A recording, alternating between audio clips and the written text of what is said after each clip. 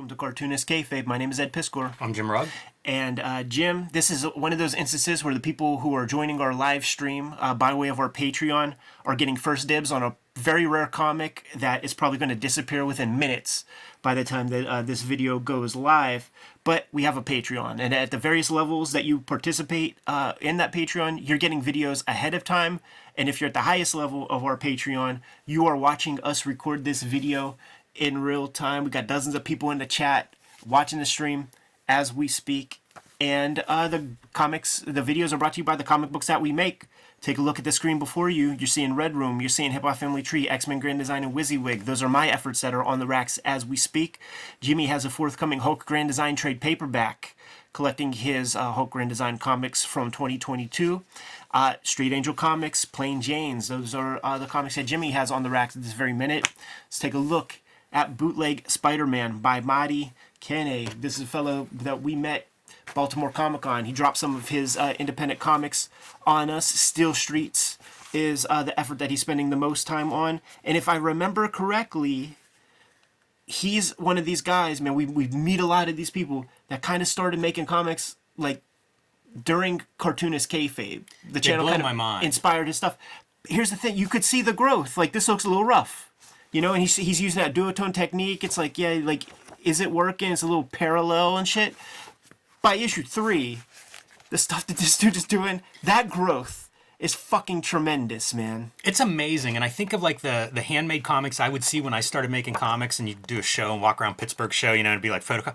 This stuff is just so far ahead of that. Yes. They're phenomenal, you know, like there's all kinds of different elements that make a comic good, but if you're going to do a print comic, these are beautiful handmade comics. Yes. So you're going to want to go to Superhero with a Z, superherocomics.com. You're going to be able to get these Madi Kane comics. And you may or may not be able to get Bootleg Spider-Man, which is the comic that we're going to look at today. Jimmy and I are in the game right now of promoting the idea of doujinshi and making your own self-published versions of your favorite characters. It's the biggest part of comics culture. In Japan, they have comic conventions that are 3 times the size of San Diego Comic-Con. That happens 2 times a year. So what's 750,000? What's 700,000 times 2? 1.4 million people come into these conventions, all on the strength of people doing gray area bootleg comics of their favorite characters. And if you think that the mainstream has failed you, and they're making dog shit comics, which would be hard to argue against, then fucking nut up, get some drawing skills, and make some fucking comics. We are still waiting on you guys to send us your Death of Superman comics. If we get many different iterations of that, fantastic. Yes. The best of them will get their own episodes, just like this Bootleg Spider-Man, on the Cartoonist Kayfabe channel, and we could right previous wrongs, because Dan Jurgens didn't do it for me. This is an alien. And these are the strongest beings in the world, and you're gonna keep it to the terrestrial, keep it PG, and you're gonna keep it to ground level. You're not gonna go into Earth's mantle or core. Good point. To dismantle. That's the thing. Like you were talking about the what could be possible in a Death of Superman compared to like we saw Ryan Elves, Batman Nightfall, Bane breaking his back, and you said there's more creative possibility for the Death of Superman. Let's see it. There really is. Imagine Grant Morrison if they were tasked with Death of Superman. It would have been fights in the middle of the planet. It would have been fights in the sun. Like it would have been Superman really being Superman. Yeah. Trying to stop this unstoppable alien threat. Yeah. But back to the comic at hand. Yes. From the very cover, I love this cover. Yeah. I love this version of Spider-Man. It just, why doesn't some Marvel Spider-Mans look like this? It's so cool looking. It really is, man. It feels like the fabric. It feels uncanny. It feels almost like that 70s costume, you know, like the way it wraps around that body. I love the high contrast photo background with like spatter, duotone, some white stuff cutting in for the webs right there. Yes. This is a punk rock comic. It really is. I wonder like how much is on paper, if any of it's on paper. And we looked at the Spider-Man manga at some point, so you guys can go back and check that video out. There are some hints of that Spider-Man design in here, which I'm on board for. Yeah. There's hints of McFarlane in here, which again, you know, if you're going to do a Spider-Man comic, do the best Spider-Man comic you can. Yeah, yeah. Almost that what do you call it, man? That Japanese tokusatsu show and shit. So, jumping right into things, Marty is letting us know, man, that this is a bootleg Spider-Man comic that Marvel has nothing to do with. So he's catching us up to speed. Aunt May is dead. Spider radiation is ravaging Peter Parker's body. Mary Jane, she ain't what she used to be. It's such a good lead-in. It's very much in tone what you used to get in these Marvel comics, where page one would kind of like catch you up to speed real quick and then get you going. And he does that. But even the inside cover looks cool. You know, like as a print object, guy did his work on this. Check it out too. It's full bleed. Like, you know, if you're going to Kinko's to make your you know, half-size comics, like they can only print to about like up to the last quarter inch or whatever, last couple of millimeters of each page. So this guy is like cutting these things, yes, or getting and them assembled, printed to the edges. The entire object is the thing. Great composition on that first panel, man. Having him Spider-Man, his silhouette framed amongst the Brooklyn skyline. It really is. I wonder if Marty has like a background in design or some other visual art, because for being pretty new to comics, man, he does a lot of stuff well.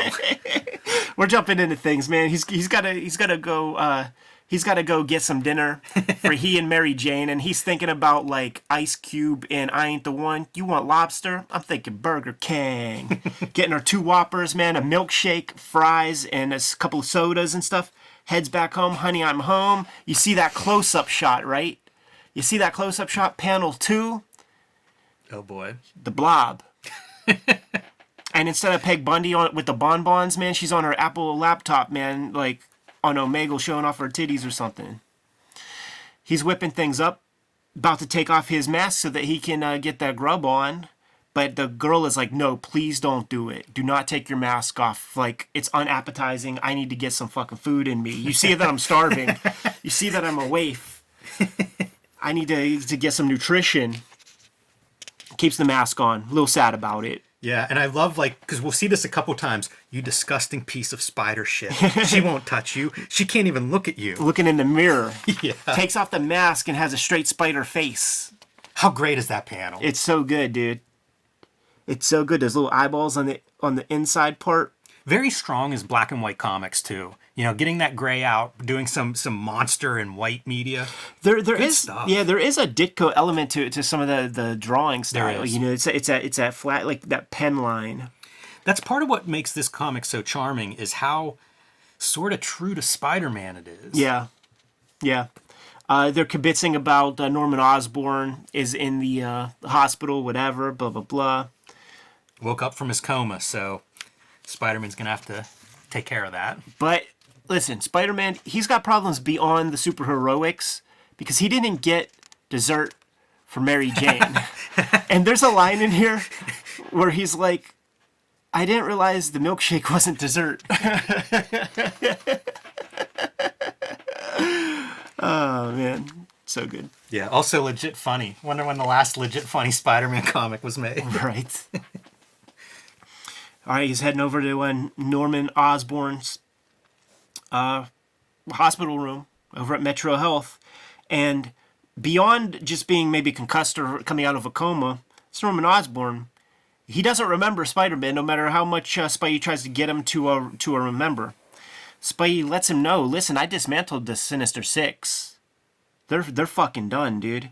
And you see this right here? It's a web gun. But it's just a real gun covered in webs. I'm gonna fucking blow your head off. You get the shot off panel because it's a tasteful comic. Cut back to the bedroom. They're in bed. He's got the mask on. Oh, he's got to wear the mask around Genius. Mary Jane. You don't want her to upchuck last night's dinner. Yeah. Once again, this cop face has shades of Ditko in it. You know, it's nearly Craven in the face. And those hands have shades of McFarlane all over them. Sure, yeah. This obese body, that is not easy to draw. Yeah, it's funny. And he pulls it off really, really well. He does. And also, like, having Spider-Man crouched like that, to me, that's Ditko-esque, you know, because he's always, like, contorted up and weird. And it's such a good detail. There's a lot of little good details throughout this. Yeah, it's Spidey being Spidey. Yeah. You know, like, it makes me think of, you know, in the in that Avengers annual, the Michael Golden joint with the first appearance of Rogue, when you see, Carol Danvers gets pulled and, falls into the river, is in the hospital, you see Spider-Woman, like, on the wall, like, in the hospital, like, drinking a coffee. Mm-hmm. That was not, Chris Claremont's like, dude, that was not in the script. That's just Michael Golden being Michael Golden, like, adding that texture. Right. How about that pose, dude? I like that whole page. Makes me think of Damian Scott. Yeah. That kind of perspective. And I think Damian Scott, they may live in the same hometown. They may be Brooklynites. I really even like the shadow on the face of Spider-Man and that kind of perspective where you're looking up at his face. But we can't bury the joke. Spider-Man, he didn't kill Norman Osborn. Killed a guy called Norm Osborn, who had nothing to do with anything. So Spider-Man is now salty that he killed an innocent man in the spirit of going to bust a cap in Norman Osborn. He's on the hunt, though. And his spider sense is tingling. It takes him to a titty bar. There's a familiar character at the bar whose opening words are Excelsior. And he tells the stripper to face front, face me. I want to see them titties. Hysterical. Yeah, it's all good stuff. I even like the way that stripper is drawn. Oh, yeah. There's good weight to it. Good balance. Yeah, there's a lot of expression in that figure. Yeah. Spidey responds to the Stan Lee type guy. I like the cut of that guy's jib. So it's all about, we got to get back with Norman Osborn. He's running a titty bar. One of the hoods is going to take him, walk him up to the office, and they're going to have their conversation finally. Chekhov's gun, Spidey's gun, don't establish it in Act 1 if you don't use it in Act 2 and 3. It's so hardcore, too. Like, it's really in your face, foreshortened, and Spider-Man in that face shadow. There are so many good shots of Spider-Man in this comic. It's true. And it has that Ditko quality because of his... Ditko would make Spider-Man a little dark. Yeah. So you have that sinister element, and let's not lose the excited little Spidey there. Well, here's Spidey the thing. Jr.'s excited by this. We're starting to see stylistic tropes in these bootleg comics, because I believe if it wasn't Bane, it was Batman that had a hammer in his pants. Oh, it was Bane, and there were no pants. Right. But another cool cartooning piece is that Mahdi established a gun earlier, saw the shot off screen, before telling us that it was an inconsequential guy. Like, why show the gunshot of the inconsequential when you could show the headshot of the guy that matters? Yes. So you get that here. Satisfaction. And he's kissing him, man. It's an upside down fucking Kirsten Dunst kiss from the Sam Raimi flick on a dead fucking head pulp, and then a little overkill. Make sure he got the job done. Little overkill, dude. It becomes a crime of passion. Yes, in this panel, I think is how Bunk and McNulty would describe it once they come across that body, and then it becomes a horror comic for sure, because we're blowing out the candles, and you get to see some inverted spiderweb art. Which we saw with Ditko. This dude did his homework. We cut back to the loft apartment of the Parkers and the Watsons. He's taking a shower. Another good look at the jibs with his little mandible jaw things growing. Starting to look very Cronenberg. And MJ wants to make a little time with the man. And he's like, I'm getting out. Just let me get on my mask. She said, no mask tonight. And look at those spider eyes welling up. Look at those spider eyes welling up, man. He's like, you mean it, baby? They love each other. Comes out without the mask, and look at her. She's ready for business, man. She's ready there's that hard-ass nipple. She's excited. And look at him up on that ceiling, dude. He's about to finish before he gets started. He's such a mess. What a comic. That is a bootleg comic. What a comic. And once again, man, superherocomics.com is where you're going to get Mahdi's comics. Steel Streets is the comic. that he is working on. Still Streets, man. That dude should be a Pittsburgher. Check this out, man. This is, dude, straight up, that is super. That's Teenage Mutant Ninja Turtles too. You know, the Mouser head design. You know, that's like a turtle. Yeah, for sure. I think I don't know why that didn't occur to me before, but yeah, a lot of Turtles DNA and totally stuff. got the duotone. You got the roughness. You got the roughneck shit. Even the logo right there.